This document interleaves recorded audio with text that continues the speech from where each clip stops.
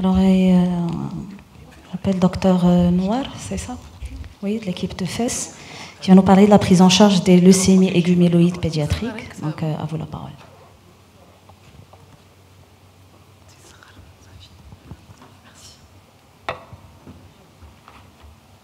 Donc, chers maîtres, chers collègues, permettez-moi de vous présenter mon étude intitulée « La prise en charge des leucémies aiguës myéloïdes chez l'enfant » en rapportant l'expérience de notre service de pédiatrie de FES, l'unité d'oncologie pédiatrique. Donc, afin de mieux traiter mon sujet, je vais commencer tout d'abord par introduire le concept général. Je citerai mes objectifs ainsi que les patients et méthodes qui sont utilisés pour son élaboration. Je vais par la suite exposer l'ensemble des résultats de la recherche que je vais discuter juste après et pour terminer par la suite par une conclusion. En guise d'introduction, les leucémies aiguës myéloïdes, c'est un groupe hétérogène d'hémopathie maligne et sont rares chez l'enfant. C'est une maladie grave malgré les progrès qu'a connu le traitement ces dernières décennies. Et donc, notre étude s'articule autour de deux principaux objectifs, c'est de rapporter l'expérience jeune de notre service et analyser les résultats et les comparer à ceux de la littérature.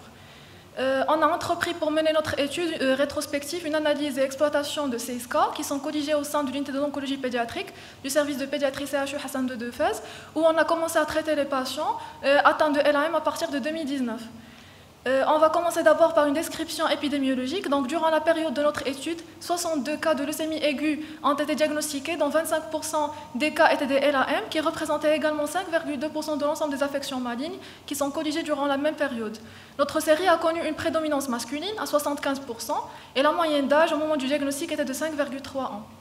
On va passer par la suite aux résultats des données cliniques. Donc, le syndrome anémique représenté par la pâleur a constitué le principal signe fonctionnel motivant la consultation, rapporté par 93,7% des cas, suivi par le syndrome hémorragique et le syndrome infectieux. Le syndrome tumoral était présent dans 75% des cas et la splénomégalie était premier rang avec une fréquence de 61%, suivi des adénopathies cervicales et de l'hépatomégalie, présente dans 13% des cas et toujours associée à la splénomégalie. Donc, sur le plan biologique, l'hémogramme dont a bénéficié l'ensemble des patients comme examen biologique de première intention a révélé une anémie essentiellement normochrome normocytaire avec un taux d'hémoglobine inférieur à 10 grammes par décilitre chez 87,5% des malades. 31,2% par contre, ce sont des formes qui sont hyperleucocytaires et la thrombopénie était commune. Le myélogramme, donc, qui est la base du diagnostic des LAM, a montré une moelle riche avec un infiltrablastique élevé. La MPO était positive dans 62% des cas. 100% des cas ont bénéficié d'un immunophénotypage, alors que la cytogénétique n'a été réalisée que chez la moitié. Dans le service d'oncologie pédiatrique du CHU Hassan II de Fès, on a commencé à traiter les patients présentant une LAM en 2019 en utilisant le protocole national AML-MA 2011, dont a bénéficié 15 de nos malades, alors qu'un cas a été exclu vu le refus du traitement par la famille. Et l'évolution a été marquée dans notre série par une rémission complète chez 6 malades qui sont toujours suivis au service, 6 autres sont en cours de traitement, 2 décès sont survenus et un patient uniquement est passé au traitement palliatif. L'analyse et la comparaison des résultats de cette étude avec les données de la littérature permet de faire certains commentaires. La fréquence des LAM par rapport aux leucémies aiguës dans notre étude était de 25%, une fréquence qui est comparable à celle de plusieurs études nationales et internationales. L'âge moyen de nos patients étant de 5,3 ans et inférieur à celui rapporté dans nos études qui sont nationales, notamment celle de Marrakech et celle de Rabat. Dans notre série, et comme dans la plupart des études de la littérature, l'analyse de la population a montré une prédominance masculine. Sur le plan clinique, le mode de révélation initial ainsi que le signe clinique sont très variables. Deux principaux syndromes sont exprimés. Le syndrome d'insuffisance médulaire, qui est dominé dans notre étude par le syndrome anémique à 93,7% des cas.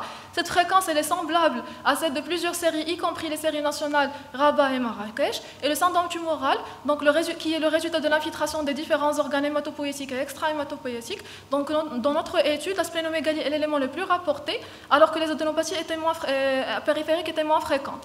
Contrairement à l'étude de Marrakech où on a les adénopathies qui sont très fréquentes.